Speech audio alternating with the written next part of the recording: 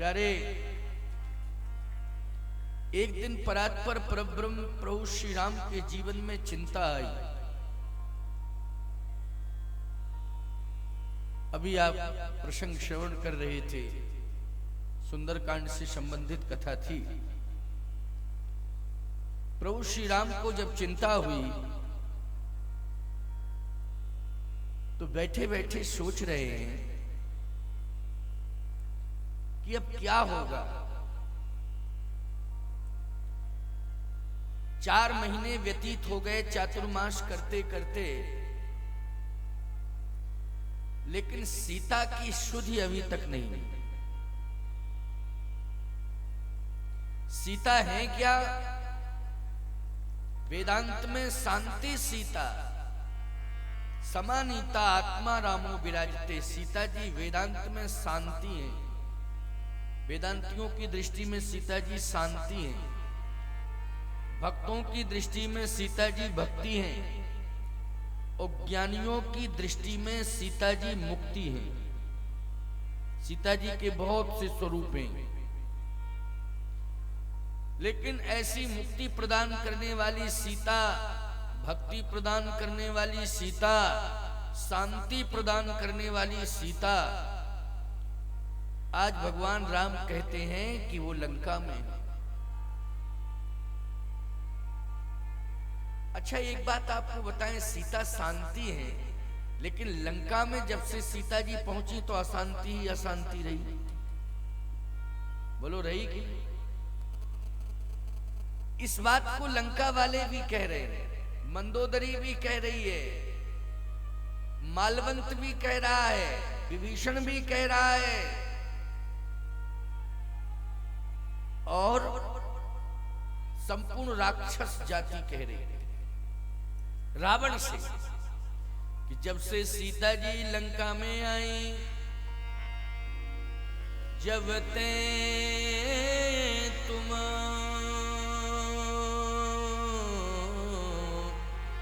सीता हरियाणी,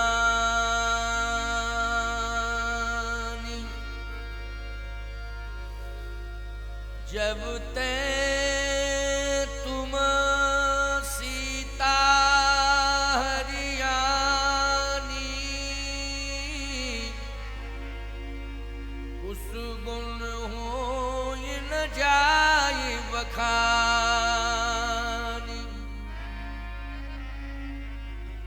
जब से तुमने सीता जी का हरण किया, लंका में कुछ गुण हो रहे हैं।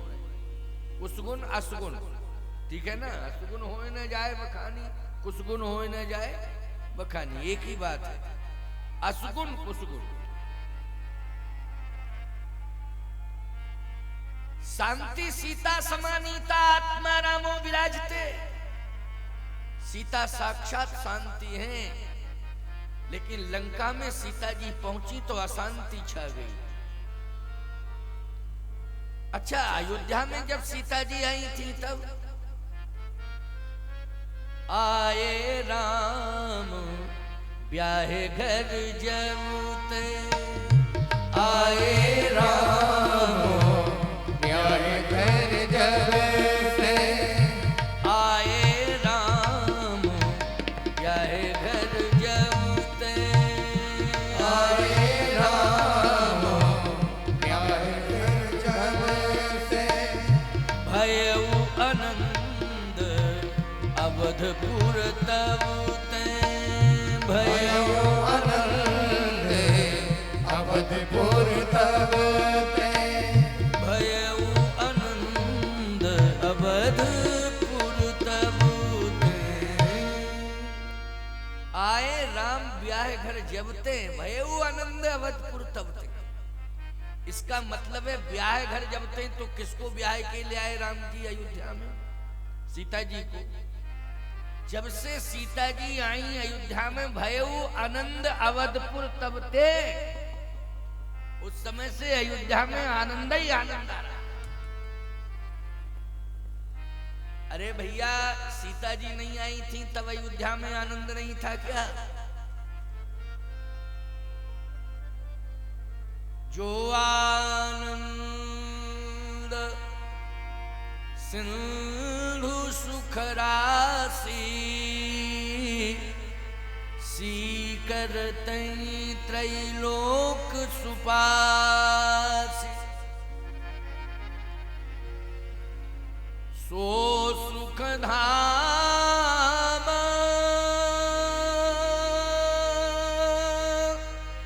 राम अस नामा। ओ अखिल लोकदायक विश्राम। सो सुख धाम राम अस नामा, अखिल लोकदायक विश्राम। यहां प्रमाण मिलता है कि सीकर तई त्रैलोक सुपासी, ये सारा ब्रह्मांड जो आनंद ले रहा है वो किसके द्वारा? ब्रह्मांड आदिपति के द्वारा, मतलब भगवान के द्वारा आनंद ले रहा है। तो आनंद कितना है उसके पास कि पूरे ब्रह्मांड को वो आनंद दे रहा है? कि आनंद सिंधु, आनंद के वो समुद्र हैं। अब आप कल्पना करो समुद्र में कितना पानी भरा है, कितना जल भरा है, बताओ, कल्पना करो समुद्र में कितना जल है, कल्पना से परे, कोई सिद्ध नहीं कर सकता है कि कितना जल है समुद्र में। कितना आनंद है परमात्मा के पास, कोई नहीं बता सकता है। वेदों ने, शास्त्रों ने, उपनिषदों ने, सबने इस बात को स्वीकार किया है कि उस आनंद की थाह हम लोग ले नहीं पाए, इसलिए वर्णन नहीं कर पा रहे। और सुनिए आप, सीकर तई त्रैलोक सुपासी, पूरा ब्रह्मांड जो आनंद ले रहा है, तो आप कहोगे कितना आनंद खर्च होता होगा? आखिर पूरे ब्रह्मांड को आनंद वो दे रहा है तो कितना आनंद खर्च होता होगा? आपके पास कितना पैसा है आप छिपाए हुए हैं, ये कोई बता नहीं पा रहा है, लेकिन आप खर्च कितना कर रहे हैं ये लोग बता सकते हैं कि आप इतना खर्च कर रहे हैं। क्यों भाई, खर्च कितना कर रहे हैं ये तो बताया जा सकता है। लोग देखते हैं ना कि आपने इतना खर्च इसमें लगाया, इसमें लगाया, इसमें लगाया, इसमें लगाया, इसमें लगाया, इतना आपने खर्च किया। 19-20 का हिसाब का अंतर हो सकता है, लेकिन कितना धन आपके पास है?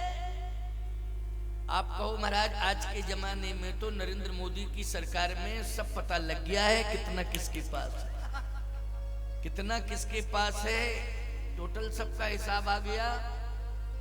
लेकिन फिर भी मैं आपसे पूछना चाहता हूं, कुछ लोगों ने ऐसा धन जो छिपा के रखा है जिसमें न घुन लग सकता है और न जमीन निगल सकती है, न उसमें पुरानापन आ सकता है, वो आपने ऐसी जगह पर गाड़ के रखा है कि बहुत प्रयास किया जाएगा तब कहीं पता लग पाएगा।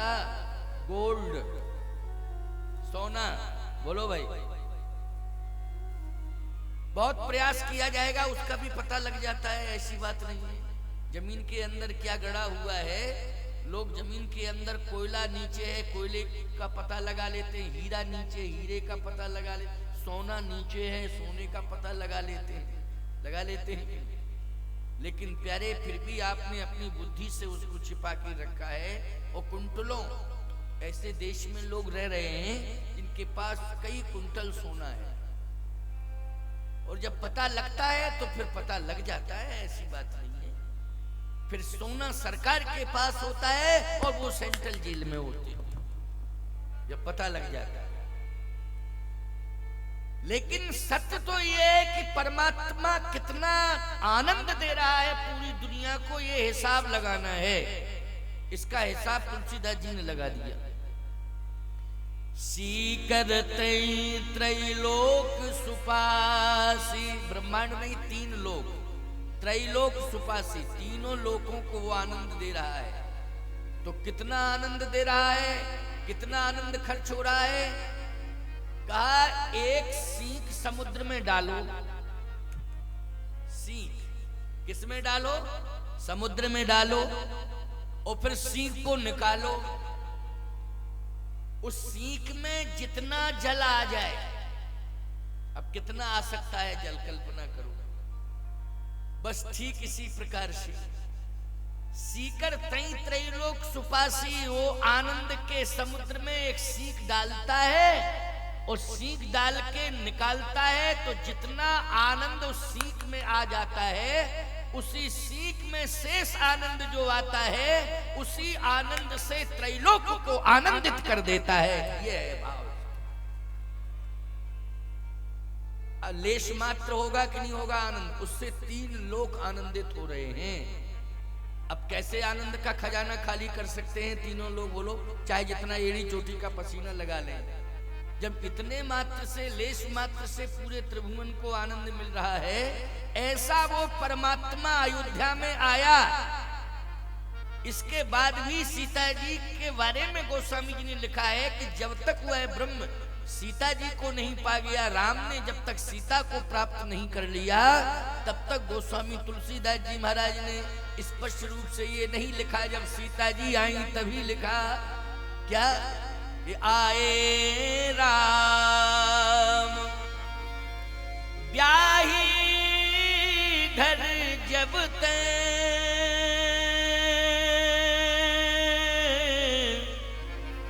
भयउ आनंद यवधपुर तवते।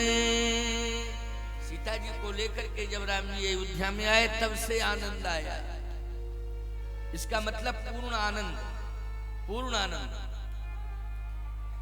अयोध्या में सीता जी आई तो आनंद आया, आनंद ही आनंद आया, मंगल ही मंगल आया।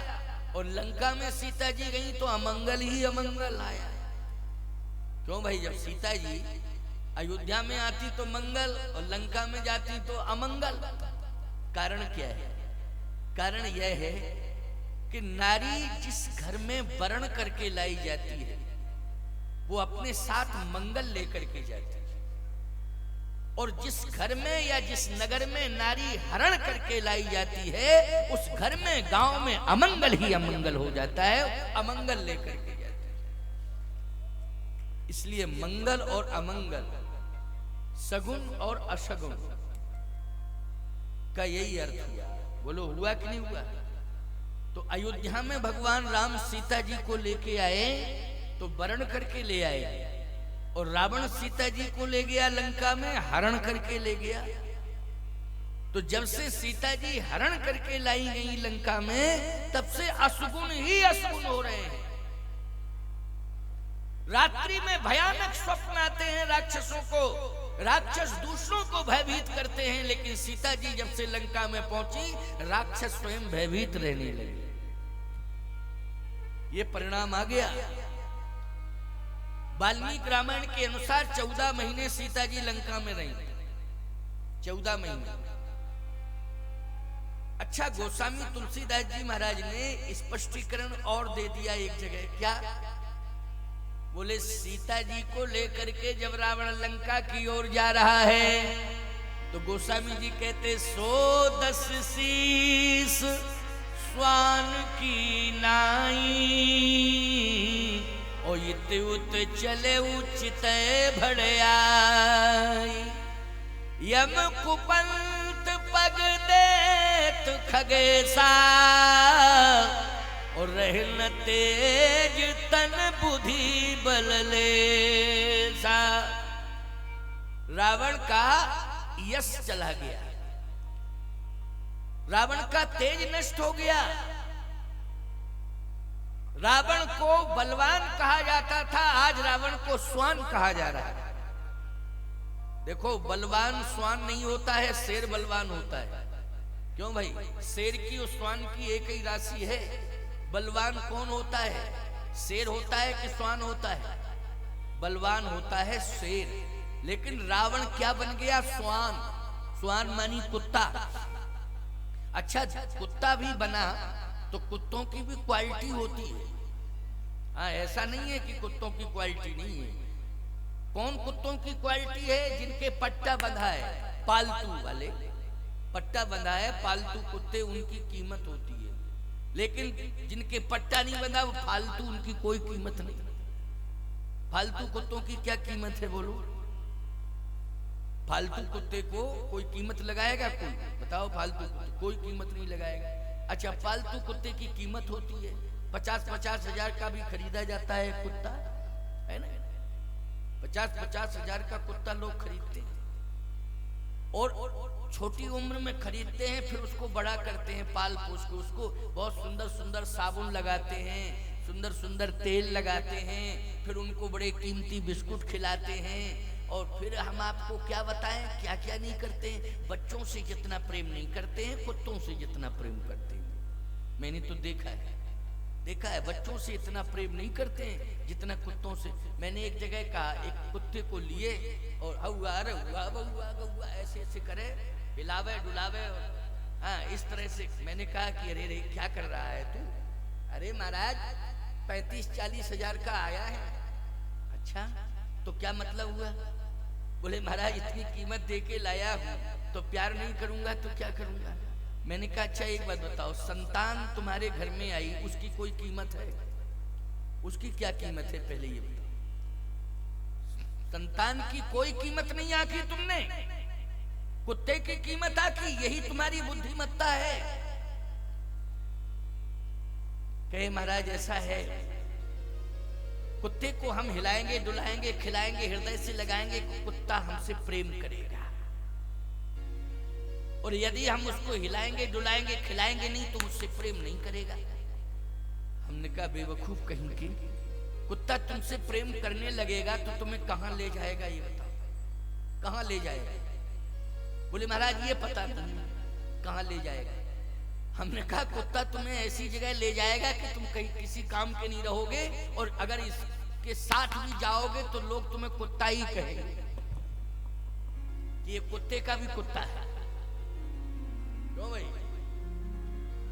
लोग यही कहेंगे और कुछ नहीं। खबरदार, पशु हैं पक्षी हैं, इनसे प्रेम करना चाहिए, लेकिन कुत्ते का स्थान घर के अंदर नहीं है, घर के बाहर। बोलो है कि नहीं? कहाँ है कुत्ते का स्थान? घर के अंदर नहीं है, घर के बाहर है। रोटी देना चाहिए, प्यासा है पानी पिलाना चाहिए, उसे रोज रोटी खिलाओ रोज पानी पिलाओ, लेकिन दहरी के बाहर उसका स्थान है, उसको वही स्थान मिलना चाहिए। मैं एक बात कहता हूं, ऐसे ऐसे घर हैं कि घर के अंदर कुत्तों को स्थान मिल रहा है। कीमत दे दे करके लोग कुत्तों को खरीद के ला रहे हैं, लेकिन महात्माओं को एक दिन नहीं बुला पा रहे हैं घर के अंदर। महात्माओं को नहीं। अच्छा, बुलाते भी हैं फिर महात्माओं को तो सबसे आगे कुत्ते को कर देते दरवाजे पर। सबसे बड़ी समस्या है, मैं तो भुक्तभोगी हूँ, मेरे साथ ऐसा हुआ। जिस दिन हमारा निमंत्रण घर में किया तो कुत्ता इतना बड़ा पला था उस घर में, उस दिन उसने स्वतंत्र कर दिया, बंधन मुक्त, कोई जंजीर वंजीर नहीं पड़ी थी। और जैसे ही पहुंचे हम तो वैसे भी साधुओं को देख करके सबसे पहले कुत्ते ही भौंकते हैं। पता नहीं कौन सी दुश्मनी है साधुओं से कि साधुओं को देखकर सबसे ज्यादा भौंकते हैं कुत्ते।